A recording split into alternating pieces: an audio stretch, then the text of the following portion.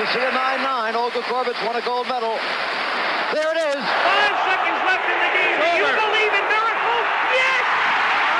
Unbelievable. You're listening to a podcast from Key Moments in Cold War Sports History, a series showcasing the work of expert sports historians. I'm Vince Hunt and I'm hosting the series, exploring how sport became a frontier in an era of superpower politics and intense international competition. There are more than 30 podcasts in our series now, which you can listen to on iTunes and Stitcher. They're curated by Laura Deal at the Wilson Centre in Washington. Please feel free to rate and review them.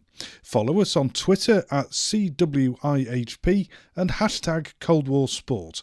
And thanks to our regular listeners for their positive feedback.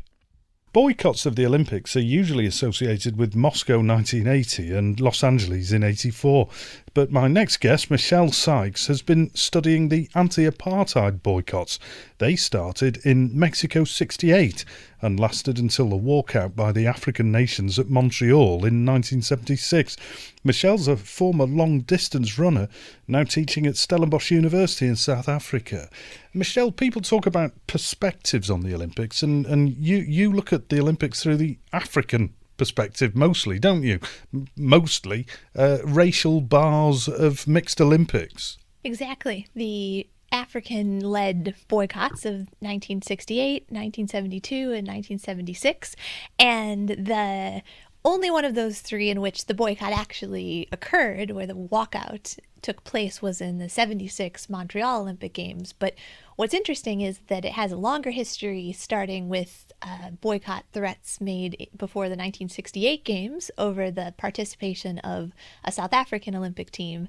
And that also was followed in 1972 by another round of threats led by African nations against the presence of Rhodesia, as it was called then, at the 1972 Games, and both of which were successful boycotts in the sense that it led to South Africa's withdrawal from the Mexico City Games in 68 and Rhodesia's withdrawal from the 72 Games as well.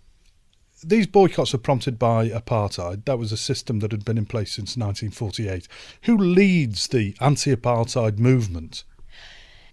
The leadership of the anti-apartheid movement in sport was begun, interestingly enough, by South Africans in exile to a large degree. They were activists within South Africa in the 50s, and as their activism was taking place, it attracted the attention of the South African government, which summarily, in the case of one, Dennis Brutus, he was beaten, he was imprisoned in Robben Island, and then went into exile from South Africa and London and then the United States. And it was men like him who found in sport a reason for combating apartheid more broadly, given South Africa's ardent enjoyment of sport. And he was a key player in starting the movement to use sport as a form or as a weapon against the apartheid regime.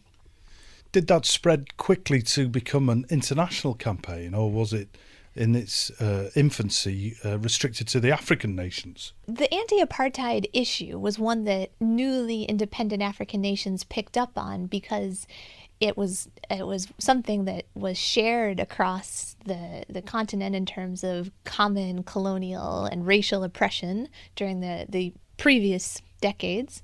But also the anti-apartheid movement was one that they could converge together and form this unified bloc that successfully took these different stands at these different Olympic Games. And I think it is worth noting that they stood together as a largely unified 32 nation unit. In 1976, when the walkout actually took place, there were only two nations of the 32 that could have walked out that chose not to walk out: Ivory Coast and Senegal.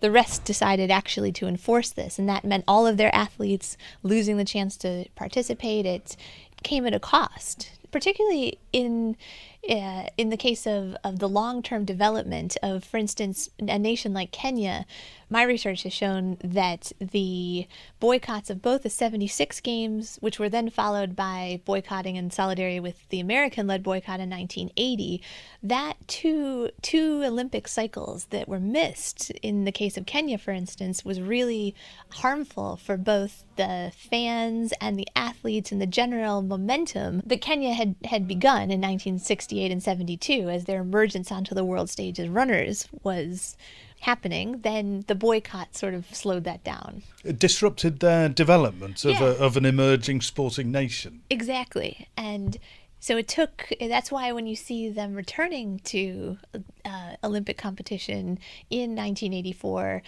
there's very little Kenyan runner presence in particular. It's not until 88 and 92 that once again we start to see the dominance of East African runners that we could have seen throughout the 70s and early 80s, but for the boycott. When the African nations started to organise to boycott the Olympics, how did the IOC respond to that? Did it accept what they were saying? Because the South Africans were fairly clear about where they stood on sport. No mixed teams. When the IOC, going back to 1968, decided to readmit actually, South Africa to the New Mexico City Games, remember this came in the wake of 1964, when South Africa had not been allowed to participate in those games on the basis of apartheid laws within the country. In 1968, the IOC changed its mind and brought South Africa back for a number of different reasons, one being promises of bringing a mixed team traveling under the same flag, wearing the same uniforms, living together. And the only caveat to that was that the South African team would not be chosen by integrated trials within South Africa. The team was to be chosen according to a mixed race committees after segregated trials had taken place in South African soil. That's all before the 1968 Olympics. And African nations were outraged at the fact that South Africa was to be allowed back into the Olympic family, given that even though some concession had been made in terms of the racial composition of the South African Olympic team, if it were to have competed at those games, it still didn't change the way the team was selected at home, nor did it change the welter of apartheid law that was in place and regulated all manner of aspects of people's lives. And so that precipitated the movement against the IOC by the African nations and the demand that they refuse entry to the South African team, which then, interestingly, received the support of Caribbean nations, Islamic nations, and in particular the Soviet Union, supportive of this anti-apartheid boycott. So this is where a Cold War dimension comes into it. Precisely. And so it was a political and a strategic decision on the part of the Soviet Union to back the black African states, whereas if you look at the United States Olympic Committee at the time, they remain strikingly non-committal in that affair. Though it should be noted that there were individuals galvanizing African Americans in the United States to boycott the 1968 games at the time, in partial solidarity with the South African anti-apartheid cause, but also to combat racism inside of America's borders as well. Do you think the IOC really understood the issues? What's the makeup of the IOC at that time? Are they all out of touch elderly men? In 1968, the IOC was entirely male, mostly white, wealthy, most elected for life. Until 1966, IOC members were elected for life. It was only after 1966 that they decided to change the rules to giving members election until they were turned 72. But at that point in 68, it was broken. The membership, I think, breaks down across 71 members into 40 of whom were European, 16 were American. Africa had 7 members, Oceania had 2, and they were all, broadly speaking, from the aristocracy or upper classes. And it was basically a very disproportionate weighting system in terms of number of votes and number of states at the time. So established members of the IOC were often happy to agree with then President Avery Brundage, who saw politics and sport as two entirely separate entities, and he strongly led the crusade to keep South Africa in the games, and he was ultimately his views were ultimately rejected and overturned by the African nations-led boycott. So Avery Brundage was completely unprepared to take anti-apartheid action against South Africa. In fact, he would have much preferred to see South Africa back into the Olympic fold. For him, even a cause as some might say clear cut as the anti-apartheid cause was of no matter whatsoever. It was part of politics, and therefore he believed should have no place in the domain of sport, and therefore he wished to see South Africa's presence in Mexico City, just as he wished to see Rhodesia participate in 1972 in the Munich Games. Your research is now taking us into, well, gender issues, really, if there are no women on the IOC, into class issues, really, because if everybody's a member of the European aristocracy, that's hardly representative, and also into human rights territory, because if you discriminate against somebody on the grounds of the colour of the skin and exclude them, that's not really very fair, is it? That's not really in line with the Olympic ideal, is it? No, and that was one of the major objections to allowing South Africa to continue to send all white teams to the Olympic Games, when the founding fundamental first rule of the Olympics is that there will be no discrimination according to race as well as creed and politics, interestingly, in the Olympic Games. And when ultimately the boycotts caused that rule to be enforced, in the case of South Africa in 1960, ultimately South Africa was ejected entirely from the Olympic movement in 1970 in withdrawing Rhodesia's invitation in 1972. These actions were buttressed by the way the Constitution and the codes of not just the Olympics but also other international federations by that point around the world that ostensibly stood for having no discrimination according to race. This was a powerful reason why allowing apartheid South Africa to send teams according to its racial rigidities was so unacceptable to African nations and other nations around the world. Would you say, in Cold War terms, that the Soviet Union backed the right horse? I would say the Soviet Union was on the side, absolutely made the right call. Whatever their motivations were for backing the newly independent African nations around the anti-apartheid issue, the Soviets were the ones giving their support to the anti-apartheid cause. Would you say that the African nations' boycotts of those games actually achieved anything? Did it end the apartheid regime?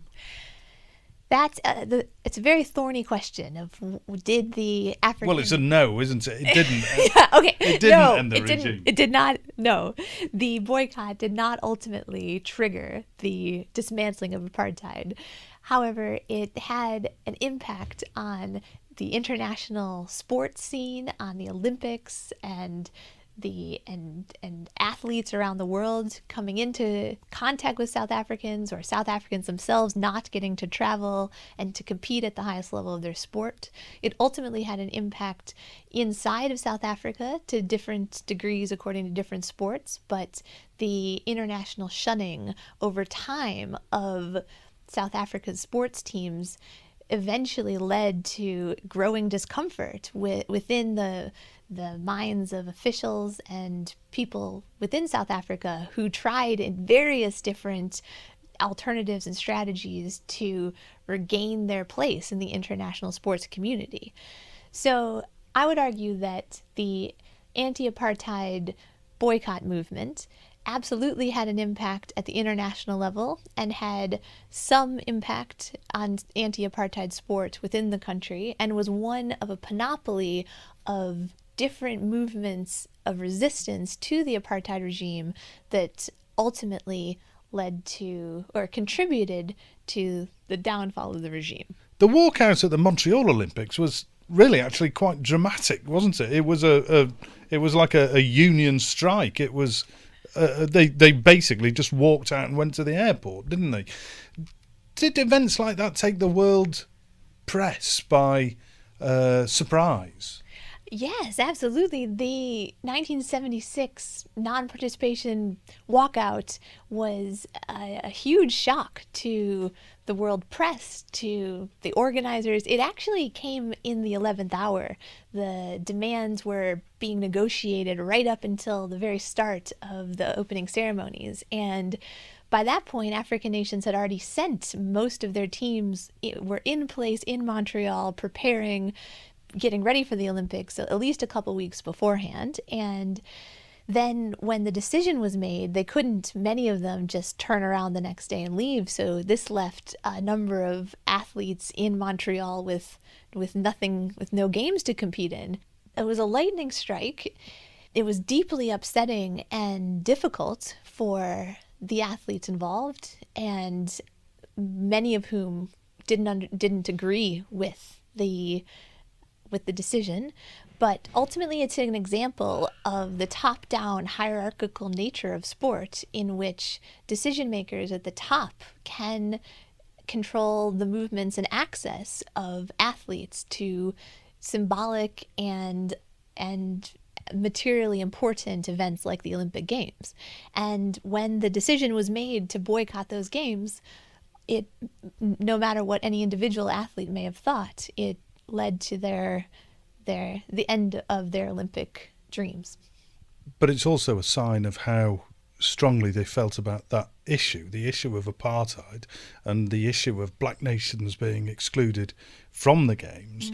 And perhaps not enough credit has been paid to the individual athletes who sacrificed their chance of Olympic gold, immortality, sometimes in some cases winning successive golds.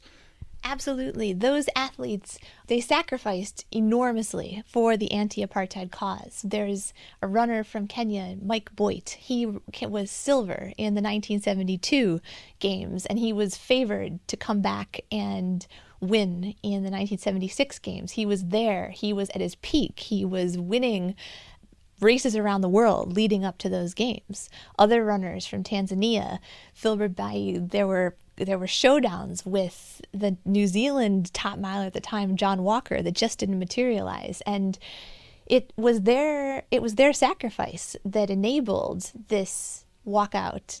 And it's what lends credibility to the threat of a boycott, but ultimately demands someone pay that cost. And arguably, it's the fans, it's the athletes who are the losers.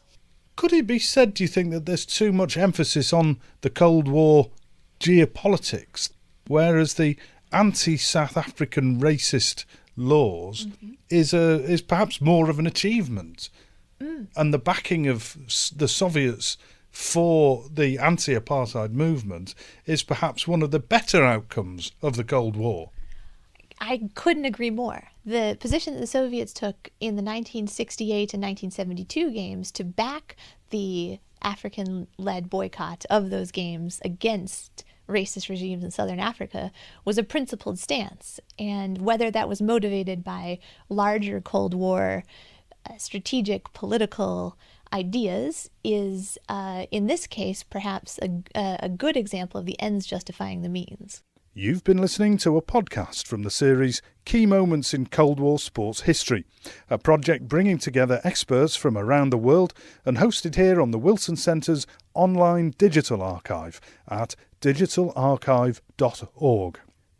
These podcasts are part of the project The Global History of Sport in the Cold War, which is sponsored by the National Endowment of the Humanities, directed by Professor Bob Edelman of UC San Diego, Professor Chris Young from the University of Cambridge, and Dr. Christian Osterman of the Woodrow Wilson Centre, and run in collaboration with the German Historical Institute Moscow, the Jordan Centre for Advanced Russian Studies at New York University, and Pembroke College, University of Cambridge. The presenter is Vince Hunt, and the series